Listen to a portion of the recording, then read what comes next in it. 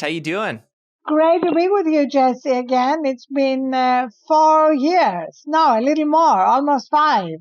It's been a long time, but time flies, and I'm just excited that we're connected again. I love the book. I know you're not the primary author, but you have a contribution in this new book throughout at the beginning of every chapter, and you wrote the foreword. And where I want to start is actually talking about something I picked up early on in the book, where you talk about having your 70th birthday this past July. Congrats on that. And you talk about being in your family home at the time and you're cleaning out the garage. You decide to do some digging and you find a bunch of notebooks and journals that you've been doing since you were in your 20s. So, way back over the last 50 years. So what I'm curious about is, what did you find in those journals and how did that impact you? Well, it was kind of amazing because I've been keeping journals and writing down my dreams ever since I was in my 20s, as you said.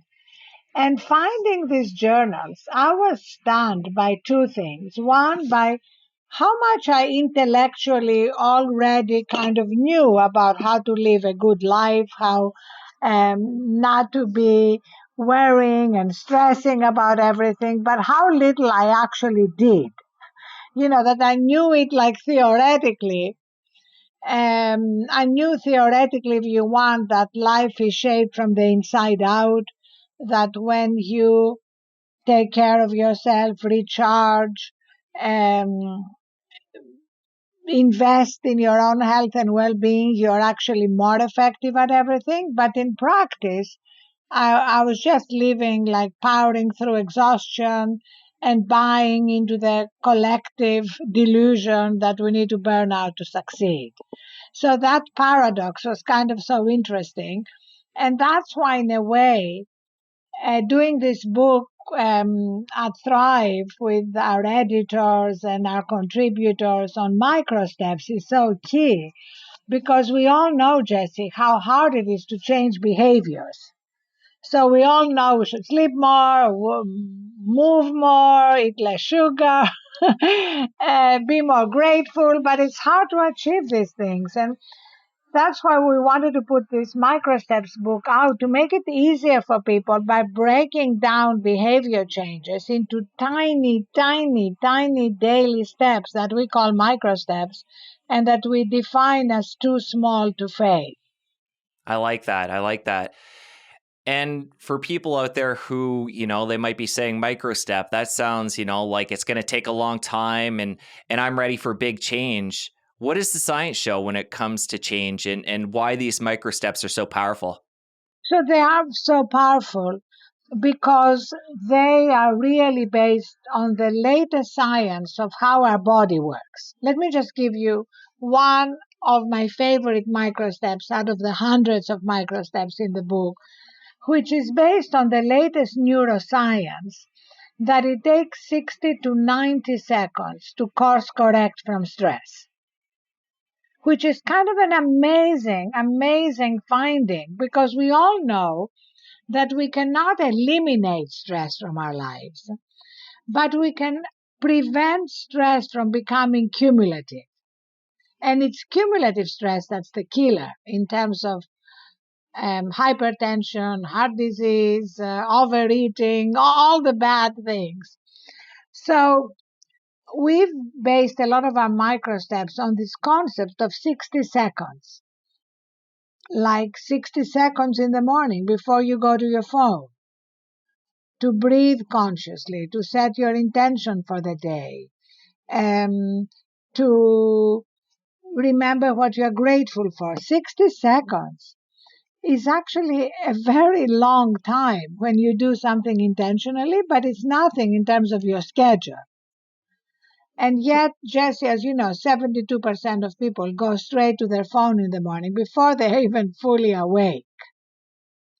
Or during the day, we've instituted at Thrive, and it's one of our most popular microsteps, 60 seconds between Zooms. Everybody's talking about Zoom fatigue during this pandemic here.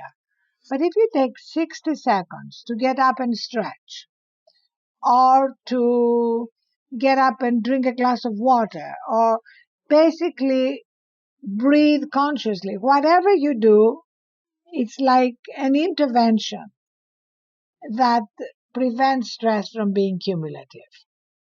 Well, I think an important point to highlight here is the fact that, and I know I can be guilty for this as well, where if I'm not going to commit myself to doing, say, a full workout or going all in with anything, it's like, is that even worth it? Should I even bother going down and doing 20 push-ups in between Zoom calls or whatever that is? So an important point that you're making and to highlight is whether it is first thing in the morning or between those Zoom calls, that minute can make a big difference.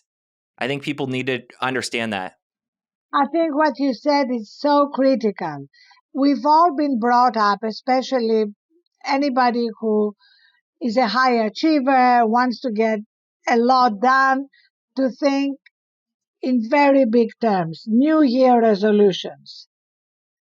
And yet, look at New Year resolutions. Most of them are abandoned before January is out.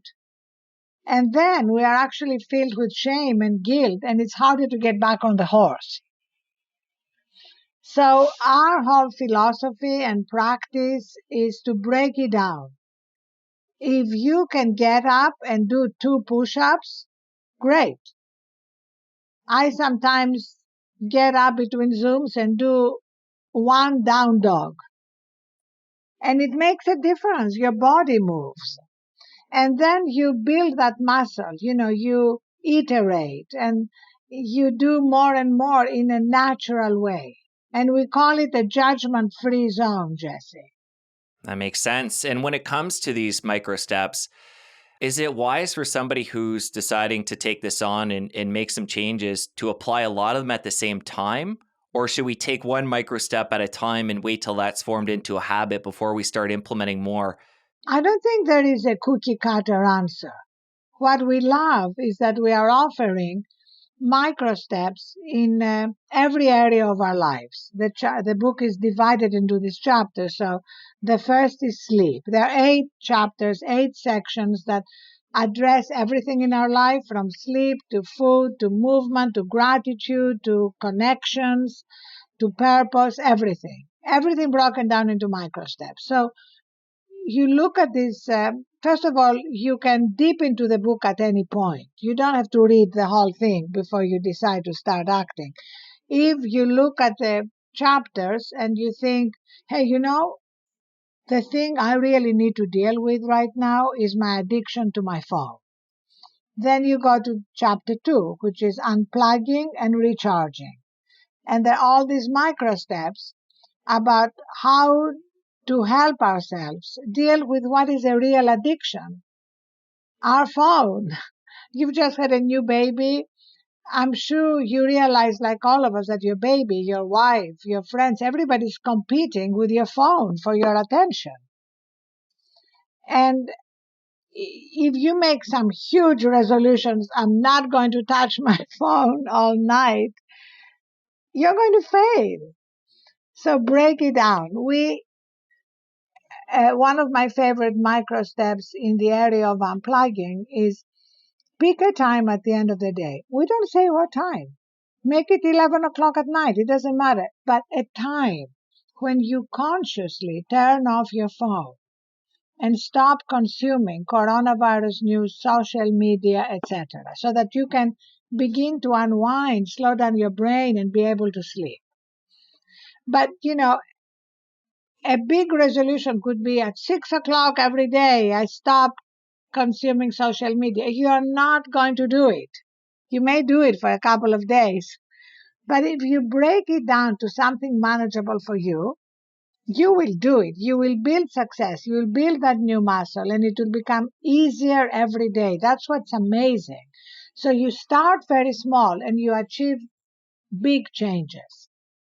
So what I'm hearing you're saying here is start small, achieve the goal, feel the success of actually having that achievement in something you want to accomplish. And then over time, you can build on that. So if we did start at 11 p.m. to shut off our phones, that's not too difficult. Maybe people, hopefully they're going to bed, before that anyways, but maybe that's something else they're working on. And they want to set 11 o'clock as being the beginning of that new habit.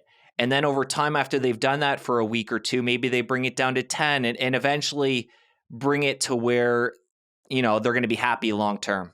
Exactly. And that answers your question about how many micro steps you start with. So you may want to start with that micro step and also have a micro step around sugary drinks. So let's say you drink 7 sugary sodas a day. Can you say, I'm going to replace one of them with water with lemon, maybe sparkling water with lemon? If that seems too much, can you replace half of it? So basically, there is no micro step that's too small to work. It has to be something that truly you are going to do. Is there science showing where there's importance there to setting it small, achieving that goal, and then having that switch in our brain where we've accomplished that to build momentum? Exactly. That's precisely the science. It's the difference between aiming so big and living with the failure and the shame and the guilt and the self-judgments of failing, which makes it much harder to start again, as opposed to starting so small, feeling successful. And when we feel successful, we want to do better. We know that with weight, like when you lose a pound, you want to stay on track. When you put on 5 pounds, you say, screw it. It's like, it's too late to do anything. And we have so much data on that. And yet people continue to make these huge resolutions that they break. What do you say to somebody, even if it is a really small micro change that they're making, and say they fail at it, and maybe they fail at it for a couple days in a row? I know that can be enough for, any of us to get in a tailspin and kind of just let it go altogether, feel like a failure, let it go altogether. But what do you say to people to keep them going and quote unquote, let them off the hook if they slip up? Because, we're all human and it's going to happen. Absolutely. We have a whole section where we talk about this has to be a judgment-free zone. And we are all works in progress. There is absolutely no human being on earth who is doing this journey perfectly. And the thing we have found is that when you fail at a small micro step, it is much easier to try again the next day or the day after because it's not so big. And so you don't have that sense of, well, I haven't gone to the gym for an hour a day as I had resolved. Forget it. So it makes it much easier to course correct and pick up the journey again. Also, a very important part of our methodology in the book is to get people to tell their story, to write down what they're doing, to maybe have an accountability buddy, somebody they can share the story with. If you want to do it with your partner, if you want to do it with a colleague, so you hold each other accountable. Again, not with judgments, but with loving nudges and reminders. And then the book is full of people's stories to inspire and motivate.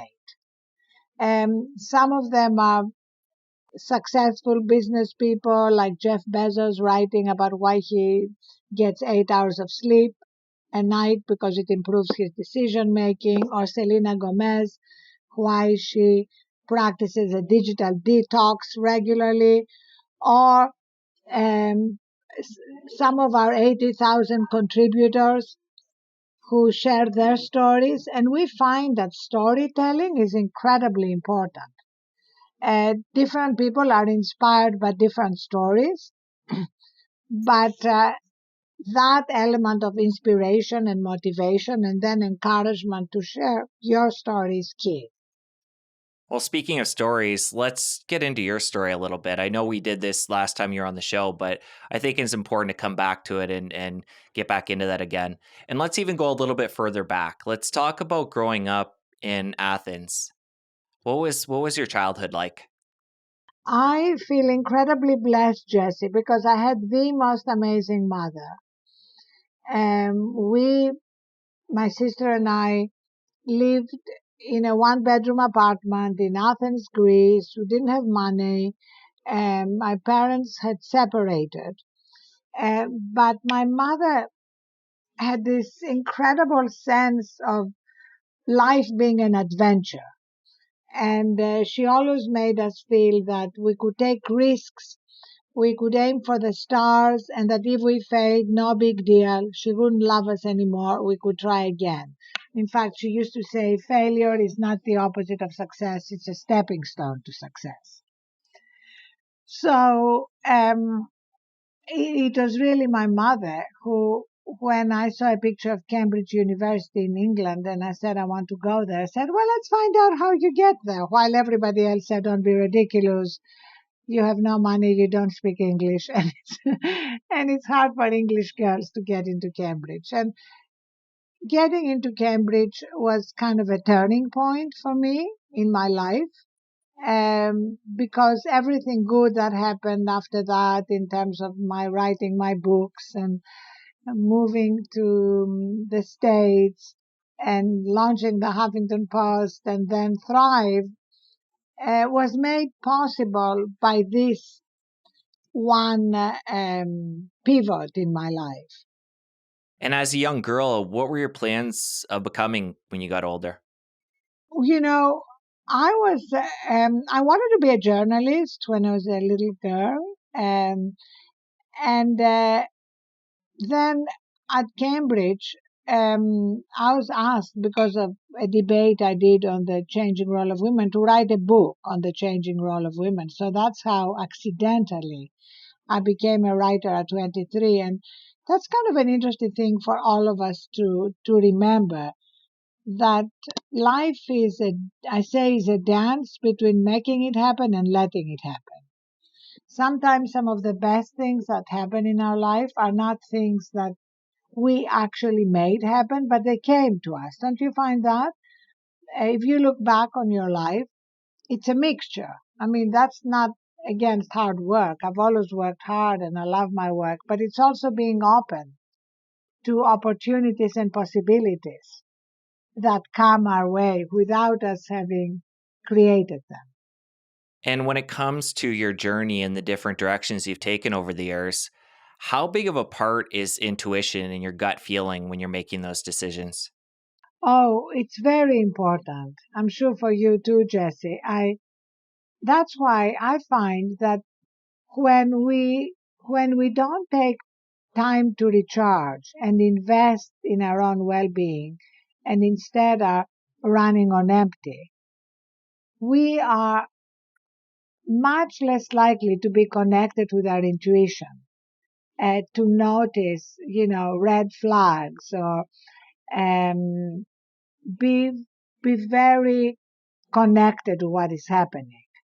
So for every reason, when we are connected to our own wisdom and strength and resilience, our decisions are so much better. Let's talk about coming over to the US. What age was that? And what brought you overseas? So after I graduated, I spent, um, 7, 8 years in London writing books and doing journalism. And actually, what brought me to the US was the fact that I wanted to escape a relationship, Jesse. I was in love with a man who was twice my age and half my size, I say. And by then I was 30 and I really wanted to have children.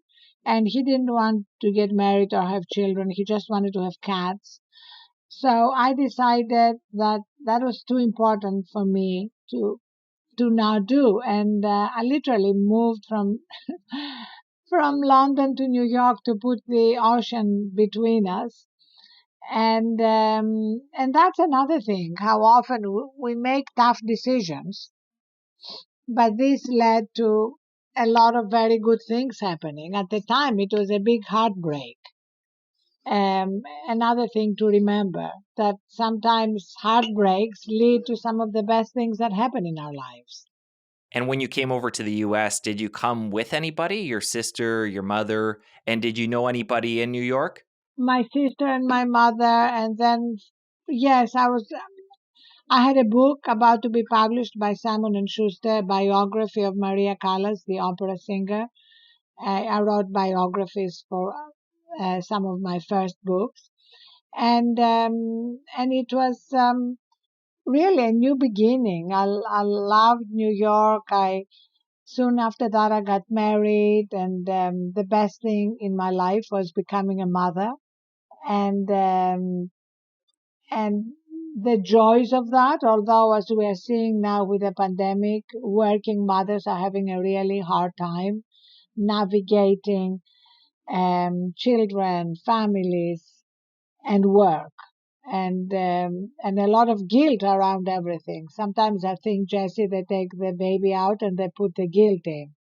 Yeah, I hear what you're saying. And for you, when you became a mother, where were you at along your career?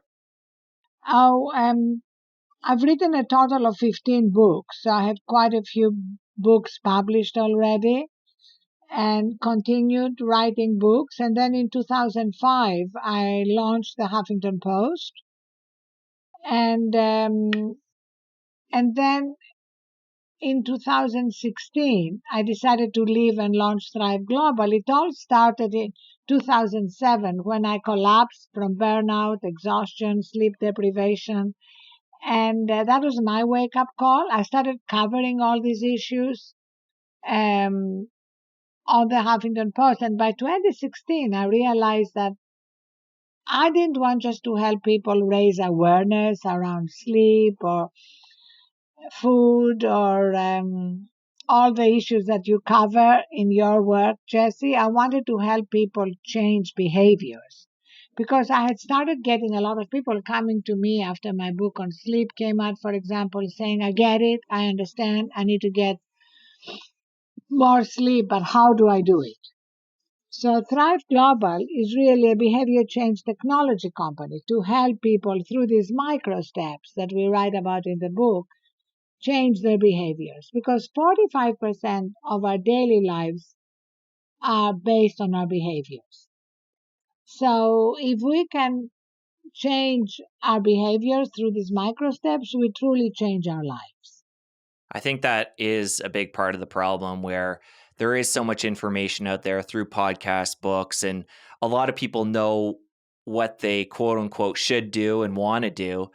But this is where the micro steps come in and making it something they can actually implement and make a long-term strategy. Because I think even for you, you said when you were digging through those journals and notebooks from your 20s, like you had a lot of the ideas there at a young age, but it's making sure we're applying them consistently over a lifetime. Exactly. And making it achievable, making it broken down into small daily steps. And also, another um, thing that we write about in the book that makes me very optimistic is habit stacking. You know, we all have a lot of things we do unconsciously, washing our hands, washing the dishes. During those times, we can habit stack. We can use a healthy habit on top of an existing habit. My favorite is to remember 3 things I'm grateful for and what a difference that makes. Well, we only have so many hours in the day. When we can stack something like that onto, a quote unquote mundane job we're doing, such as doing the dishes, why not? Or maybe put on we could think of a lot of different ideas, but put on some music and dance, get some movement in and bring some nice music into the evening or whenever you're doing dishes, I guess. But yeah, like habit stacking. I really like that idea because again, we all have that 24 hours. It's like, how can we make the most of it? Without pushing too hard, though. We also don't want to become obsessed about efficiency and go and burn out. But it's like in a gentle way, how can we make the most of that time. Absolutely. I love the microstep of putting on some music and dancing while doing the dishes. I'm going to add that in my talks, Jesse, and assign it to you. And Thank you. that's the We other love great putting thing. music I on have after. these micro steps in the book, but everybody who reads it is going to come up with their own. And we'd love to encourage people to send them to us. And we let them on the Thrive site. We let them in the book. People can reach me through LinkedIn, Instagram, Twitter, any means available. But exactly, this is constantly a work in progress that we all add to based on our experience. And I think another cool aspect of the micro steps too is that once we start doing them and we start to live a healthier lifestyle and start to feel better, they all tie into one another. And you talk about, or it's mentioned in the book, that sleep is a keystone habit. So if we're getting sleep, that's going to make us more creative during the day. And if we're eating better, that's going to bring our energy levels up. And it's like all of this can be broken down like it's done in the book into chapters. But the beautiful thing is, once you get that momentum going, they all start stacking on one another and propel you in a good direction. Absolutely. That is key, how interconnected they are. As you said, sleep is a keystone habit. If I'm sleep deprived, I'm going to crave sugars and bad carbs. No matter how much willpower you have, Jesse, it's going to be really hard. And so to work, let's say, on your weight without working on your sleep just doesn't make any sense. I mean, I tell all my friends who wake up exhausted to go work out, especially pre-pandemic when we would go to the gym. I say, don't. You're going to achieve more if you get all the sleep you need and then find time, even for 5 minutes to start with in the rest of your day. So a lot of things like that, which are all based on science. That's one thing I want to remind everyone. This is not just warm and fuzzy ideas and suggestions. It's based on how the human operating system works. And for the human operating system, downtime is a feature, not a bug. Yeah, let's talk more about that because I think that's a tough one for all of us, including myself, where it's like there's always something else on the to-do list. There's always more emails in the inbox. How do we put value on that downtime? How can you make people understand, including myself, like there is value in slowing down and just, being, thinking. It's not a waste. Well, that is key because if you don't believe that, you need to look at the science. You need to look also at elite athletes. Look at Tom Brady. As he said, if he was not sleeping 9 hours a night, which is what he needs, if he was not eating, um, avoiding sugars and processed foods, etc., um, recovering from workouts as well as training, he would not be winning Super Bowls at 43. So we have the data in front of us, we have the stories in front of us, we have the science in front of us, but we are changing a whole cultural delusion that downtime is not for high achievers. When it comes to sleep, I see you're wearing a ring there. Is that an Aura ring to track your sleep? I have one on as well here. I love mine. I love it. We are working with them to collect biometric data for our app. Nice. Well, let's go back to 2007 when you weren't sleeping well and things, fell apart and you had your burnout and you actually fell and broke your jaw and needed stitches. It was a severe time for you to look at your life and make some changes. I'm just curious at that time, what was your health and wellness lifestyle like? What was your knowledge like, and what were you doing? Were you doing a lot of things and just using that extra energy to like push through the day and get more done? Is that why you burnt out, or were you just kind of like, I'm not? Were you not into that world? I had really bought into this collective delusion that in order to succeed, I had to be always on. I wanted to be a great founder with the Huffington Post, a great mom with my two daughters.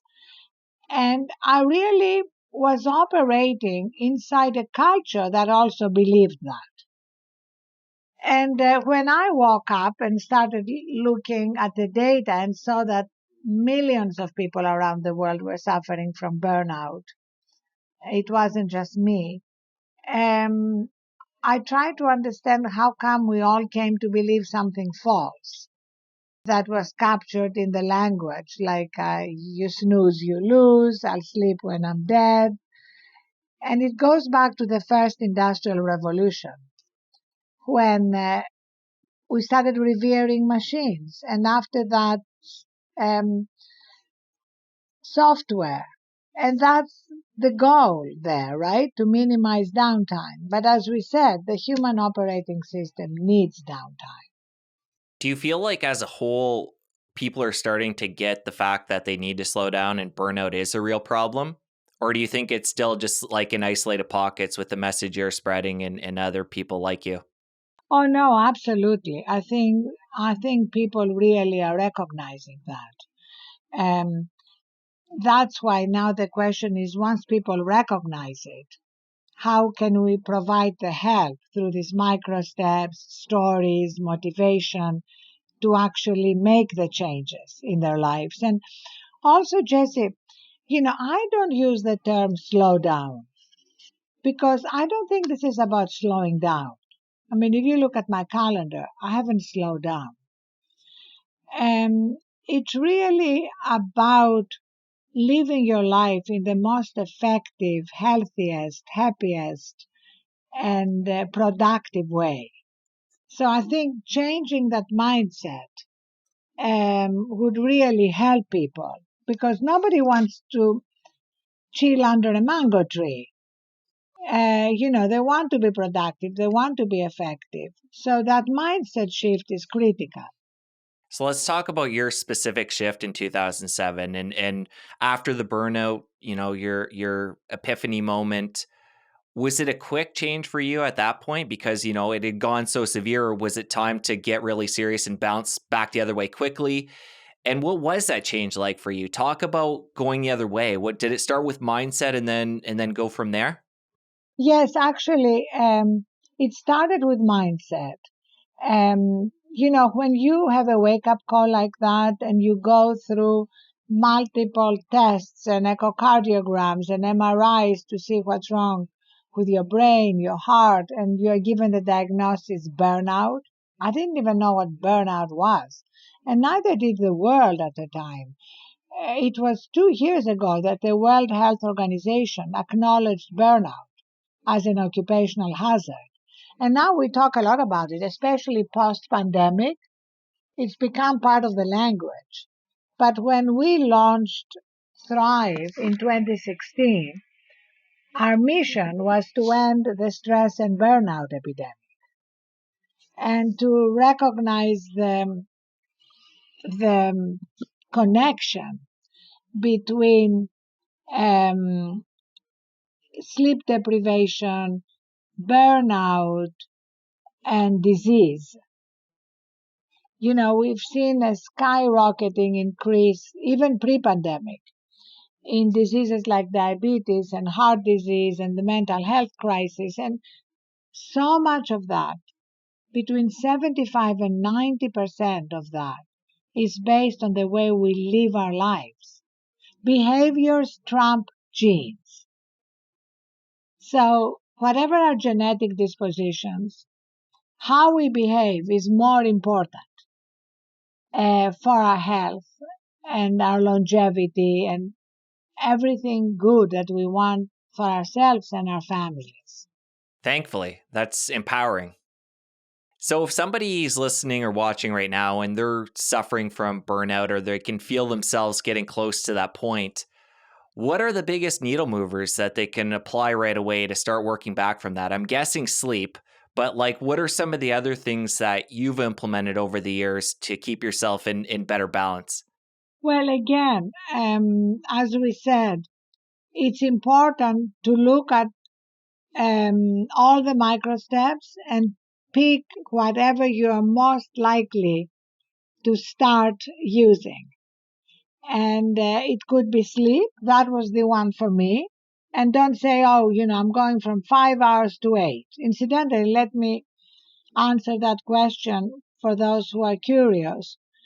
Unless you have a genetic mutation, in which case um, you may not need a lot of sleep, the vast majority of us need 7 to 9 hours. Where you are in that spectrum is individual. I'm an 8-hour girl. But let's say if you're getting 5 hours, don't say I'm going to go to 8. Just start adding a little more time, going to bed earlier, um, getting up later if you can. And even with me, now that I prioritize my sleep, I would say 5% of the time I don't get the sleep I need. That's fine.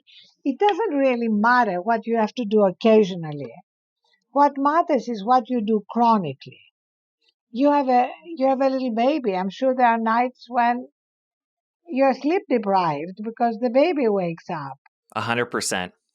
right? So there are always times in our lives when we have to make more allowances.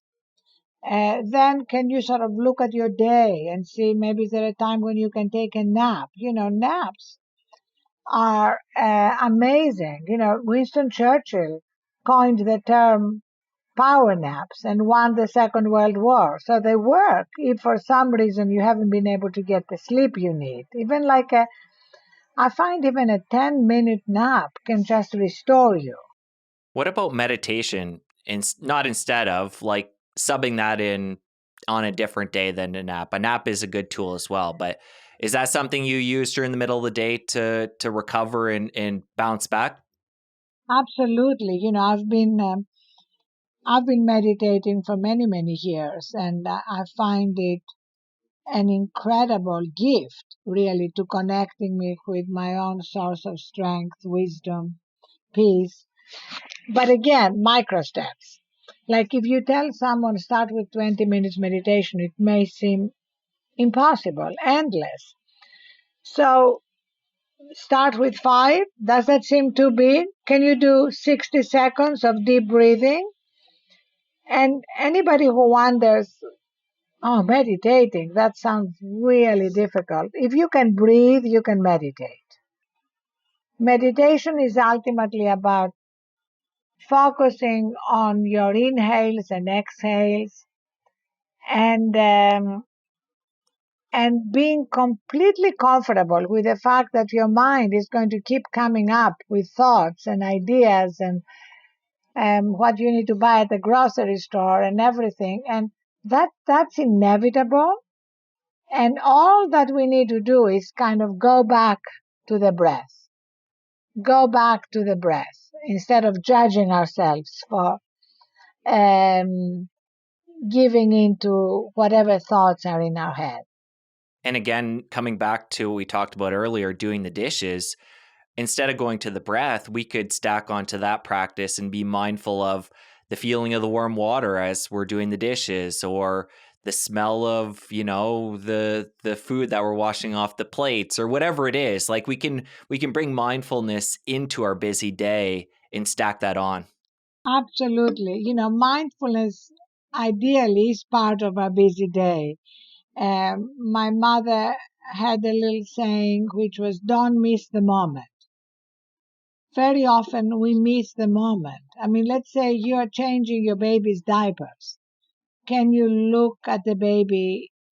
Um, can you sing to it? Can you really be present rather than at the same time kind of looking at your phone or multitasking as we try and do? And multitasking robs us of the joy of life, of being really present and savoring our lives. So let's differentiate, because we've been talking a lot about doing multiple things at once, stacking these micro steps. But how is that different from multitasking? Oh, very different because stacking the micro steps does not involve our mind. Like you don't have to be looking consciously at the water when you're washing the dishes. But when you're interacting with another human being, as precious as your baby, can you be fully conscious there? The question is what you are doing. Does it require your full mind, heart, and presence?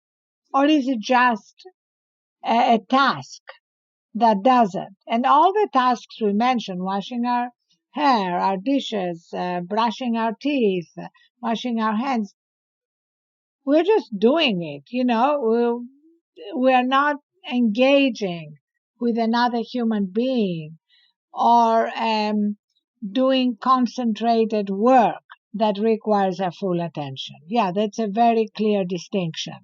Thank you for that. And earlier we talked about how sleep is a keystone habit. And if people aren't getting a good sleep right now, this is probably an area they want to look at and start working towards. But part of that too, a big part of it, is what comes before our head hits the pillow and our evening routine going up till the point that we actually do go to sleep. And I think earlier you talked about not using electronics before bed, but let's talk about Arianna and what you do leading up to have a good night's sleep. Oh, I love that because it's so important to have a transition to sleep. And you'll see, I don't know if you've started already, but when you put your child to sleep, you don't just drop it in bed. There's a whole ritual, giving it a bath, singing a lullaby, reading Goodnight Moon, etc. We need a ritual too. But the vast majority of people have no ritual.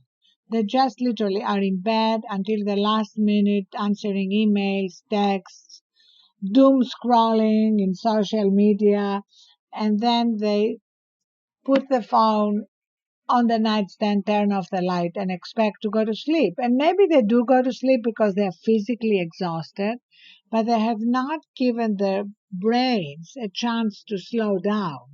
So their brain wakes them up in the middle of the night, and then they have a really hard time going back to sleep. So what we recommend here, and you'll have all the details in the book, is a full transition to sleep. Even if you start with 5 minutes, mine is now 30 minutes, but start somewhere. And I've recorded for Audible a parody of Goodnight Moon called Goodnight Smartphone. We also have a series of meditations, especially for sleep, that we did with Wait What, called Meditative Story, which is like storytelling with mindfulness prompts. And the idea is ideally to start with a hot bath or a hot shower, to start your transition in a way that washes away the day. It's not really for cleanliness. It's more for your brain to begin to recognize that the day is done. And then in bed, I only read physical books. That's why we were excited to publish Time to Thrive in a physical book, not just online, because I love the idea of the tactile feeling of a book. And then I like to end my transition again back to gratitude by remembering what I'm grateful for. So that would be within the half hour, you'd have a bath or shower, read a physical book, and then do a gratitude practice? Yeah, and let me just tell you, you can shrink that down to 5 minutes. You can have a quick shower, get into bed, read a paragraph of a book, and a book that has nothing to do with work. It could be fiction, poetry, history, just something that takes you out of your daily life. And then either write down or remember in your head 3 things you're grateful for. So, it can be super fast or you can make it longer. And like we keep coming back to, for somebody that this is totally new, they would maybe want to take one of those or maybe even none of those in the beginning and just get the bedtime straight as the micro step. And then over time, they can work those in. Jesse, I love it. You totally got it. I totally love it. there is absolutely no wrong way to do these micro steps except not to do them. Just start somewhere, whatever is the easiest thing that makes most sense to you. It may be separating yourself from your phone, or putting your phone in airplane mode. Whatever works. And the cool thing, we talked about the Aura Ring earlier, and the cool thing about that is that when you start making some of these changes, you can get some real data on how you're sleeping. And then you can decide, when I cut caffeine out at 2 p.m., I got into more deep sleep. Or when I, left my cell phone out of the room, I slept better that night. These rings, they just give you that objective data, which is just so cool to see what you're doing if it's actually working, which can be motivating to continue to do that or to pivot. Exactly. We really become scientists of ourselves. And it's kind of exciting to notice these things and keep improving our habits every day, not again with judgments, not with anxiety and stress, but because we love the results. So the results become like a magnet. Like for me now, when I'm fully recharged, I just love the way my day is. And when I'm exhausted, I'm the worst version of myself, number one. I'm more reactive, I'm less empathetic, I'm less creative. I don't really like to be around me. In fact, I was speaking at Facebook and I told them on those days I wish I could create a button that I could unfriend myself. And the alternative is, I'm here with you, I'm fully present, I'm really loving it. It doesn't feel like work. You know that difference? And if you think of it, once we begin to taste a different way of living and working, it draws us. So these micro steps become easier and easier because we like our life more. We like how we feel. We have a new baseline. We have a new baseline, exactly. And, like you talked about before, like myself, and there's so many different examples we could give where I have a young child. So when it comes to using the sleep example, like I'm not going to be feeling 100% perky every day if I was up in the middle of the night with my young daughter. Or we might get a phone call from somebody in the middle of the night. There's some kind of emergency. Like not every day. You talked about wanting to unfriend yourself. Like those days are going to happen for all of us. So maybe that comes back to the nap example you gave earlier. Like you just do the best you can on those days to treat yourself with care and to slow down if you can, because inevitably we're all going to have those less than perfect days where we're feeling less than perfect. Absolutely. And even, is there something that you can reschedule on that day? Give yourself a break, cut yourself some slack. We're all human. We're human, exactly. And we're not machines. And that means every day is going to be different. And get creative with our own addictions. Like I have a bit of an addictive personality. So one of the things I did during the pandemic, which has made it easier for me to avoid the COVID-19, was to only let myself watch my favorite shows that I wanted to binge on my treadmill. So, and I didn't watch a lot of TV before the pandemic, but I got hooked, let's say, on Succession or Bridgerton. But I could only watch them when I was on my treadmill. And it was amazing, Jesse. Sometimes I ended up doing 2.5 hours over the weekend because I wanted to see what happened next. So that's habit stacking. Another good example. And find their own way. Arianna, great to connect again. I've really enjoyed this conversation. I want listeners to get Your Time to Thrive, and it's just such a great book. A lot of things people can apply those micro steps into their life right away. Other than getting a copy of the book, how can they connect with you after the show? Oh, Jesse, thank you so much. I loved our conversation. They can connect with me on LinkedIn, on Instagram, any way they prefer. And I would love to hear their stories, their questions. It's exciting to be on this journey together. Arianna, it's been such a pleasure. I'm going to link it all up in the show notes and wishing you all the best. Thank you. Thank you so much. Bye bye. Thank you, Jesse. Bye.